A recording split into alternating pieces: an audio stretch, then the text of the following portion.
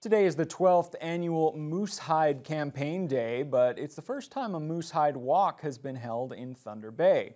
The First Nation-led movement strives to raise awareness about gender-based violence. And it's a grassroots movement that is men standing up against violence. And it started off as Indigenous men wanting to break the silence around violence and take up their roles and responsibilities.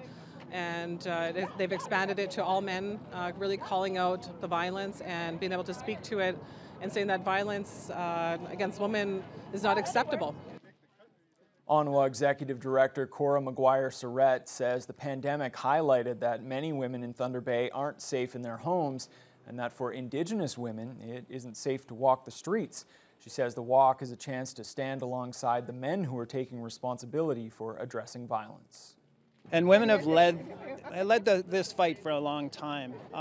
Unfortunately, the only way we're going to see change is that we get men involved, men and boys involved, because at least 80% of the perpetrators are men. So we definitely know there's a lot of work to be done there. It's just not tolerable, right? Like we have to really be able to help our young people and our young adults and let them understand that it's not something that it's not normal, it's not proper, and help them get out of maybe some of the systemic stuff that they've been accustomed to or brought into, and really have that education piece and really push them forward and help them get out of that cycle of that violence.